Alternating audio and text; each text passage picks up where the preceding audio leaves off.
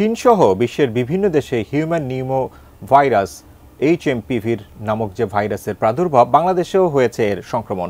যদিও বিশেষজ্ঞরা জানিয়েছেন প্রতি বছরই HMPV ভাইরাসে আক্রান্ত রোগী পাওয়া যায়, সুনির্দিষ্ট পর্যবেক্ষণ না থাকায় সঠিক তথ্য জানা যায় না।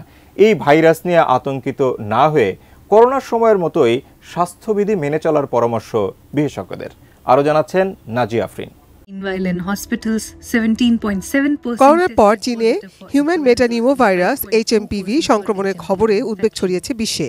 বাংলাদেশেও এই ভাইরাস সংক্রমণের খবরে আতঙ্ক জনমনে। যদিও বিশেষজ্ঞরা বলছেন প্রতি বছরই HMP ভাইরাসে আক্রান্ত রোগী পাওয়া যায়। ইনফ্লুয়েঞ্জার মতো শ্বাসতন্ত্রের রোগ হওয়ায় RT-PCR পরীক্ষা ছাড়া এই ভাইরাস টের পাওয়া যায় না। ৩-৪ দিনেই রোগী ভালো হয়ে যায়। HMPV ভাইরাসটার যে শ্বাসতন্ত্রের রোগটা হয়, এটা অন্যান্য শ্বাসতন্ত্রবাহিত রোগের মতোই। অবশ্যই আমি চাবো না যে অন্য কেউ রোগে আক্রান্ত হোক বা এটা ভাইরাসে বেশি ছড়াক, কারণ রোগ যতই মৃদু হোক মানুষকে তো ক্ষতি করে।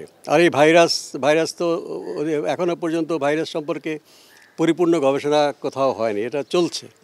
এটা যদিও এটা পুরনো রোগ, এটার মৃত্যু আছে কম, হয়তো মৃত্যু আছে কম। ইনফ্লুয়েঞ্জা, সাধারণ যে ইনফ্লুয়েঞ্জা, মৌসুমী ইনফ্লুয়েঞ্জা তার মতোই। বিশেষজ্ঞরা জানিয়েছেন HMP ভাইরাসটি করোনার মতোই দ্রুত ছড়ায়। যাদের শরীরে রোগ প্রতিরোধ ক্ষমতা দুর্বল এবং যারা জটিল রোগে ভুগছেন তাদের জটিলতা হতে পারে।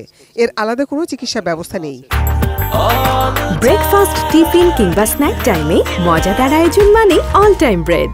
এটা কোন সময় বেশি দেখা দেয় সেটার জন্য আমাদের একটা সার্ভেলেন্স প্রয়োজন হবে।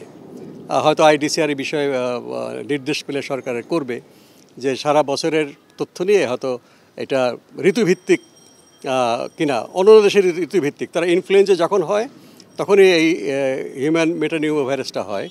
আমাদের এখানে ইনফ্লুয়েঞ্জা হয় গরমের সময়, গরমে এবং বর্ষাকালে হয়, শীতকালে তেমন থাকে না। কিন্তু আমরা যে অনেক দিন পরে একটা কেস পেলাম, সেটা তো শীতকালেই পেলাম। বাচ্চাদের মধ্যেই এই শ্বাসতন্ত্রের এই ভাইরাসটা পাওয়ার আশঙ্কাটা বেশি, অন্যান্য দেশে তাই দেখা গেছে। ভাইরাসের সংক্রমণে জ্বর, হাঁচি, কাশি, গলা ব্যথা এবং গায়ে চুলকানি ও র্যাশ হতে পারে।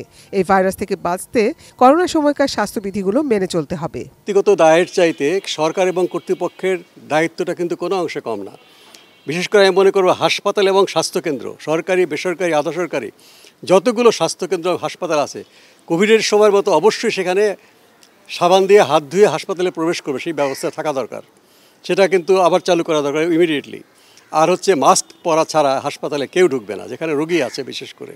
Nazia Afrin, ATN news, Dhaka. কর্মকর্তা তিনি তার কক্ষে বসে মাস্ক ছাড়াও কাজ করতে পারেন যদি সেখানে রোগী না আসে।